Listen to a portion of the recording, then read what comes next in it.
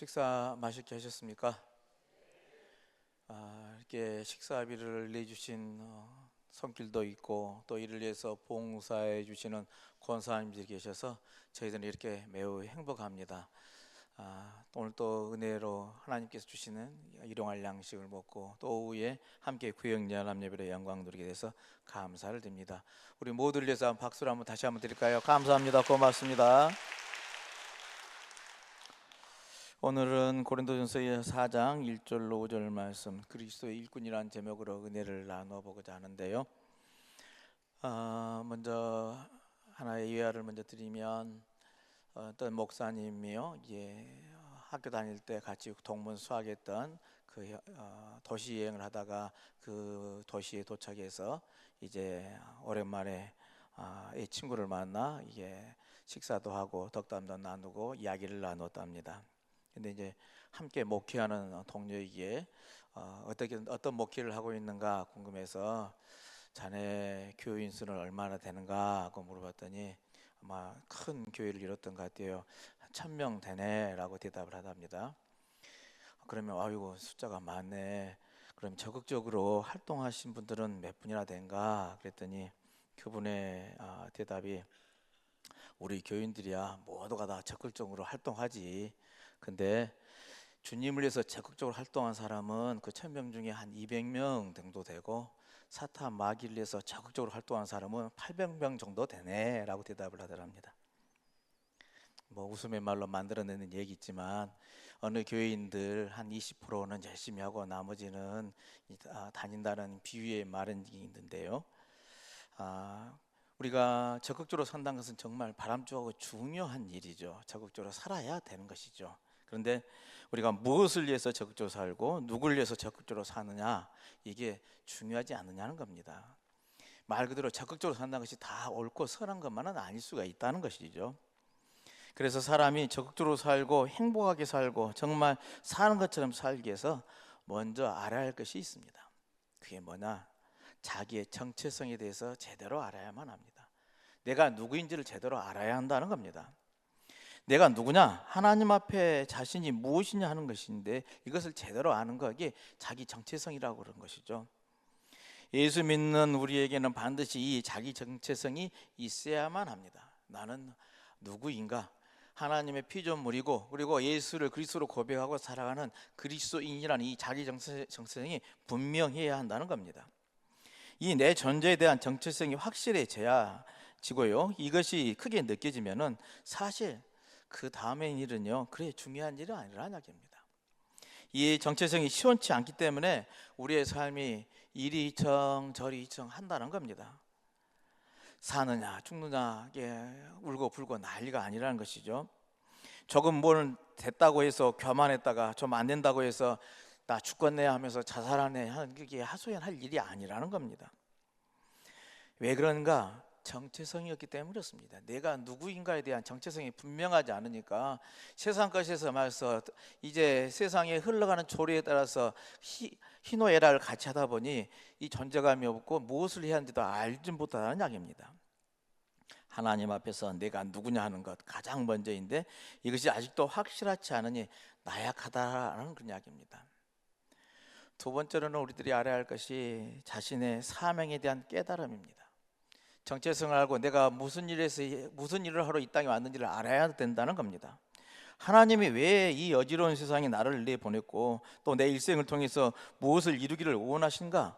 나에게 주신 사명이 무엇인가를 제대로 알아야 된다는 이야기입니다. 이 절대적인 사명을 알고 여기에 내가 충성을 다하되어 생명을 바칠 만한 것인가, 목숨을 바쳐도 아깝지 않는 그런 확실한 사명의식을 깨달아 알아야 한다는 겁니다.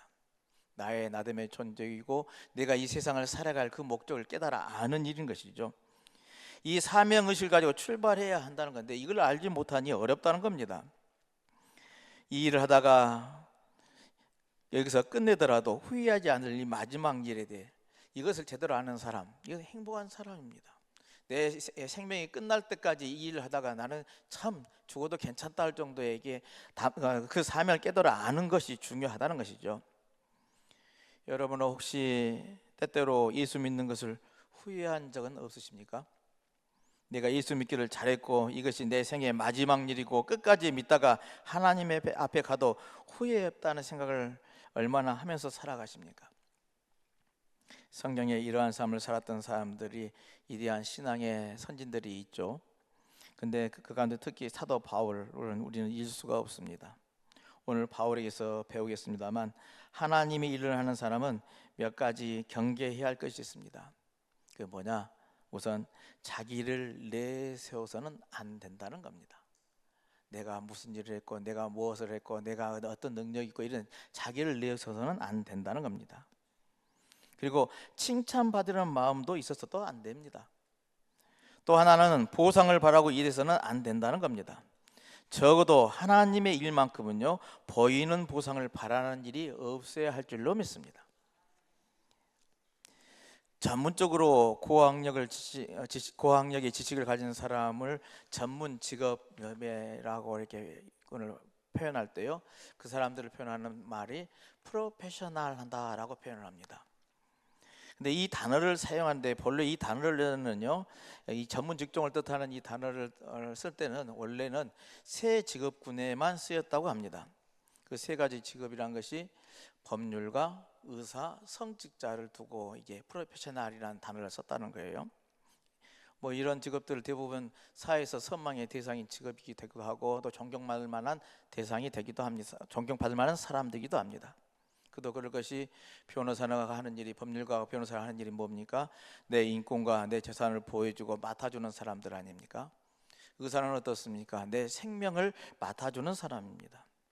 성직자, 목사는 어떻습니까? 우리의 영혼을 맡아주는 사람 아닙니까? 정말 중요한 분들이죠.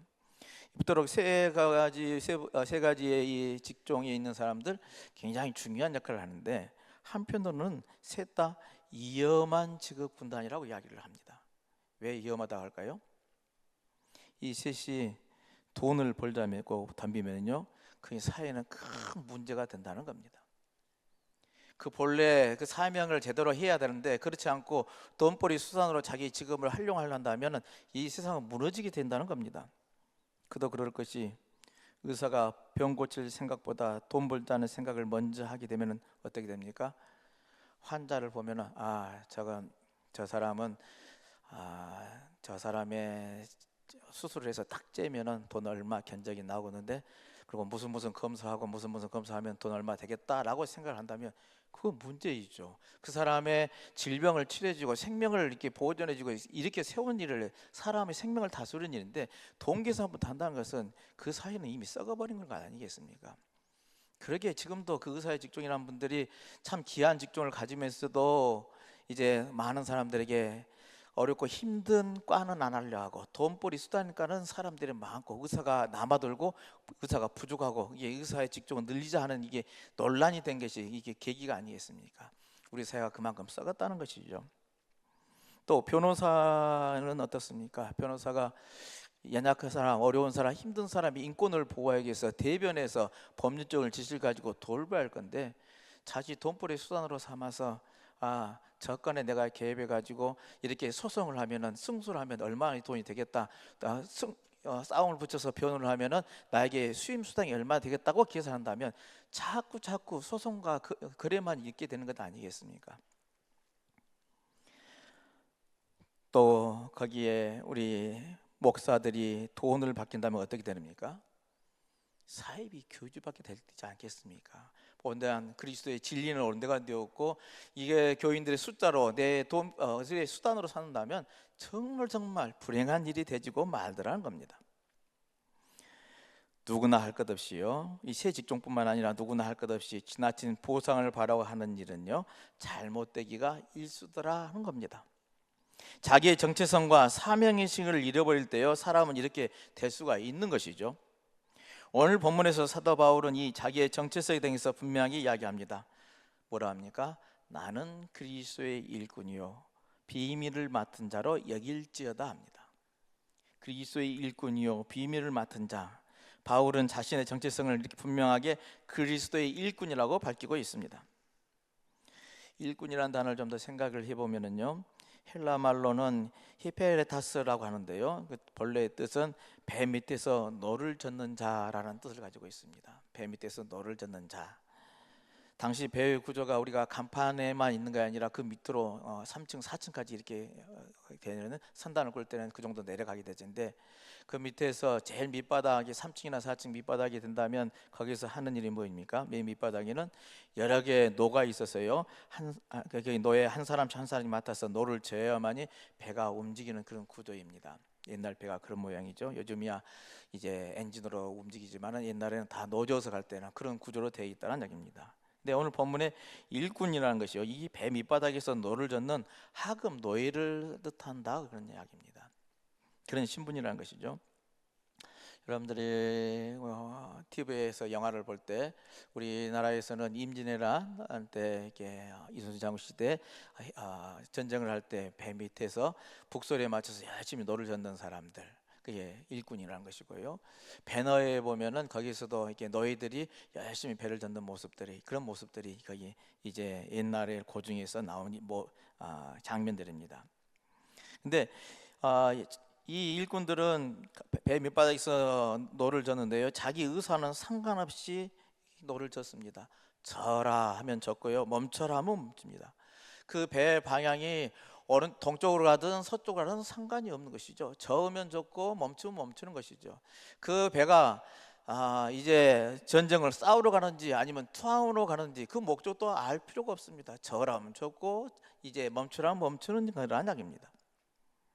오직 앞에서 우리들이 장면에서 상상해 보면은 북소리에 맞춰서 북을 치면은 그 북소리가 빠르면 빨리 젓고 늦어지면 느리게 젓고 멈추면 멈추는 그런 일들을 한다는 이야기입니다.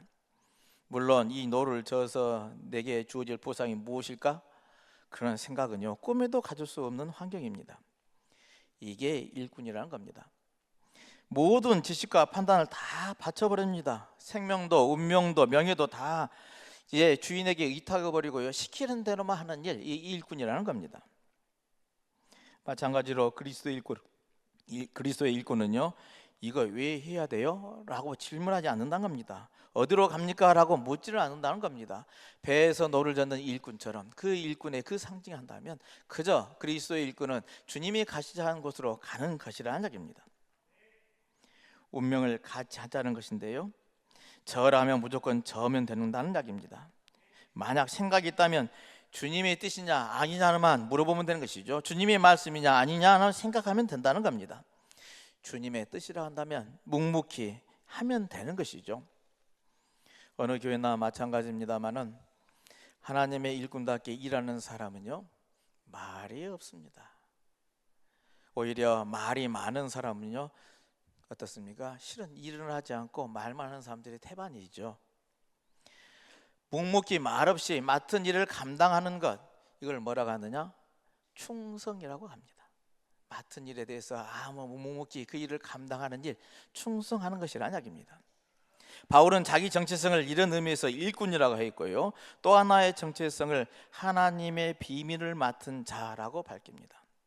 이 말은 헬라 말로 오이코노모스라고 이렇게 하는데요, 한 집안의 사물을 관장하는 집사오는 청지기라고 뜻하는 표현할 수가 있을 것입니다.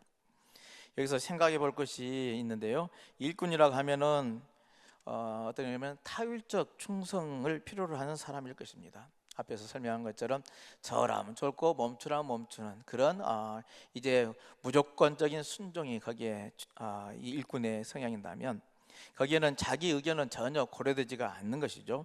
무조건 아무것도 모르고 그저 복종만 해야 한다는 겁니다. 근데 여기에 비밀을 맡은 자라는 표현 속에서의 이 청지기는요, 집사 청지기라고 하게 된다면 거기는 어떻습니까? 자율적 충성을 포함을 하고 있습니다. 그게 권리도 있고요, 능력도 주어주고요, 상당한 권한이 있습니다. 다른 사람들에게 일을 시키기도 하고 또 자기가 일을 만들면서 하기도 합니다. 자기 의지대로 자발적으로 모든 것을 할 수가 있죠. 그걸 청지기이고 집사의 역할일 것입니다. 그러나 분명한 것은 그가 주인입니까? 아니죠. 그는 주인이 아니라는 얘기입니다. 청지기는 오직 주인을 위해서 일을 해야만 합니다. 주인의 뜻을 알아가면서요, 주인의 뜻을 받들어서 충성을 다하는 것이라는 이야기입니다. 그러니 하나님의 비밀을 맡은 자란 것은 그 충성의 궁극은요, 주인이신 하나님이시라, 그런 이야기죠. 자, 이제 그리스도의 일꾼이요 하나님의 비밀을 맡은 자는 어떻게 해야 하느냐? 한마디로 성경으로 이렇게 말합니다. 2절 말씀에 그리고 맡은 자들에게 구할 것은 충성이니라 하십니다. 누구든지 일 맡은 것은 쉽습니다. 그렇죠. 그리고 무엇이 된다는 것도 얼마든지 노력에 의해서 할 수도 있습니다. 그러나 그 일에 신실과 성실을 다하는 것은요, 쉽지만은 않습니다. 그리고 또 하나, 우리가 한 차례 충성하고 이례적으로 하는 것은 얼마든지 할 수가 있습니다. 쉬운 일입니다. 그러나 지속적으로 계속적으로 일평생 하는 것은요, 어렵습니다. 그러기에 바울은 맡은 자들에게 구할 것은 충성이라고 말을 표현을 한 것이죠. 근데 여기서 충성이란 말도 우리 좀 더 깊이 들어가 보면은요, 이 말의 헬라어로는 피스토스라고 하는데요, 이와 비슷한 단어가 하나 있습니다. 피스티스라는 단어인데 이 말은 무슨 뜻이냐? 믿음이라는 뜻입니다. 결론은 충성과 믿음이라는 것이요, 하나 이제 단어에서 그 말의 어근이요, 같은 데서 파생되어 말이라는 겁니다. 저는 여기에 중요한 의미가 있다 생각을 해봅니다. 충성과 믿음이 같은 말 어근에서 나왔다. 충성이란 믿음에서 온다는 사실이라는 겁니다. 그저 생기는 것은 아니라는 얘기입니다. 믿음이 있어야 충성이 생기는 것이라는 겁니다. 내가 주인을 믿고 또한 주인이 나를 믿을 수 있을 때에요, 충성이라는 행동이 나올 수가 있는 것이죠. 그리고 그 충성은 진실해지게 되어진다는 겁니다. 이게 중요한 겁니다. 우리 구원이 어디서부터 왔는지 깊이 생각을 해보시길 바랍니다. 어떤 때입니까? 내가 하나님을 믿을 때 우리는 구원을 받습니다. 그렇죠? 하나님께서 나를 믿으실 수 있을 때 또한 우리는 하나님으로부터 복을 받게 되어져 있다는 겁니다. 내가 아무리 잘났다 해도요, 하나님께서 보시기에 내가 믿지 못한다면 하나님이 그 무엇도 나에게 주실 것이 없게 되집니다. 하나님께서 우리를 믿을 수 있어야만 합니다. 우리에게 무언가 일이 맡겨졌다면, 무언가 역할이 맡겨졌다면 하나님께서 나로 하여금 그 믿음을 보시기 위함을 여러분 깨달아 아시기를 바랍니다. 나의 충성을 보기를 원하고 있다는 겁니다. 그럼에도 불구하고 하나님께 아무것도 보여주지 못하면서 하겠다, 가지겠다 한다면 그것은 교만인 것이고요, 사기요, 도적이라 할 것입니다. 온전한 모습이 될 수가 없다는 것이죠. 오늘 성경이 분명하게 이렇게 그리스도의 일꾼이요 비밀을 맡은 자로서의 이 정체성을 가지고 있는 그에게, 맡은 자에게 구할 것은 충성이라고 분명히 선언을 합니다. 그리고 그 충성은 믿음이 있어야 가능합니다. 무엇보다도 믿을 수 있게 해야만 합니다. 그리고 그 충성의 판단은요, 네가 충성했느냐 안 했느냐에서 누가 판단합니까? 내가 할 만큼 했으니까 나는 충성했어 라고 나 스스로가 자가 잔단해서 결정할 수 있습니까? 아닌 것이죠. 하나님만이 하실 수 있다는 겁니다. 네가 충성했냐 못했냐, 그것은 하나님만이 하실 수 있는 일이죠. 우리가 최선을 다했다고 합니다만 그것마저도요, 알 수 없는 일이란 겁니다. 최선을 다했다는 것은 후회 없다는 것으로 나 스스로는 그냥 나 스스로 이해할 뿐이지 당연한 결과론 쪽으로요, 성공의 성과를 기대해서도 안 된다는 겁니다. 최선을 다한 것은 언제나 성공과 승리가 있어야 한다는 말인데 사실 실질적으로는 그렇지는 않거든요. 성공한다 해서 다 우리들의 삶의 기쁨이 된 것도 아니고요, 우리들의 책정해 놓은 우리의 기준의 성공이냐 아니냐일 뿐이지 하나님의 눈에서는요, 그게 성공이 아닐 수도 있는 거라는 이야기입니다. 때는 우리 눈에는 실패라고 할 수 있는 일이라 할지라도 그거 의미 있고 가치 있는 일 하면 그게 실패가 아닌 것이죠. 오히려 하나님 보시기에 성공의 일이 될 수가 있다는 이야기입니다.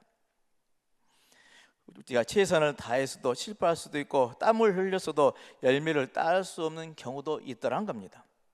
또 최선을 다했다고 해서 무조건적으로 그것이 곧 의로운 것이 된다고 생각했어도 안 된다는 겁니다. 다른 사람의 판단과 나 자신의 판단을 언제나 미흡할 수밖에 없습니다. 오늘 사도 바울은 이것을 알았기에 해요, 남의 판단도 자신의 판단도요 삼가해야 한다라고 오늘 권면을 합니다. 그러면서 4절에서 결론을 내리죠. 다만 나를 심판하신 이는 주시니라 하십니다. 하나님만이 나를 판단하실 수가 있습니다. 하나님의 판단하신 대로 그것만이 옳다는 아닙니다. 거기에 기준을 두고 충성을 다한다고 하는 이 사도 바울의 자세를, 이 믿음을 배우시기를 바랍니다. 오늘 말씀을 정리하면, 내가 하나님을 믿을 때 구원에 이르고 하나님이 우리를 믿을 때 우리의 충성을 믿을 수 있을 때 복을 주신다는 사실, 여러분 꼭 기억하시기를 바랍니다. 작은 일에 충성했을 때 큰 일을 맡겨주시는 하나님이심을 또한 기억하시길 바랍니다. 순수한 마음으로 진실하고 온전한 충성을 다할 때 그것으로부터 오는 큰 기쁨을 우리가 또한 누리게 될 줄로 믿습니다. 이러한 그리스도의 일꾼으로서 충성을 다하는 우리 강진읍교회 모든 성도들이 다 되시기를 주님의 이름으로 축원을 드립니다. 하나님, 저희들의 누구인지를 깨달아 알게 하시고 그리스도의 일꾼으로서 하나님의 비밀을 맡은 자로서 맡은 자들에게 구할 것은 충성이라는 말씀을 새기며 온전히 믿음의 길로 나아가게 하시니 감사를 드립니다. 이 하늘의 은총이, 이 하늘의 은혜가 오늘 우리에게 임하게 하여 주옵소서. 이 말씀의 힘이 이 세상을 이겨내게 하시고 승리하며 살아갈 수 있도록 축복하여 주옵소서. 모든 말씀 예수 그리스도 이름으로 기도하옵나이다. 아멘.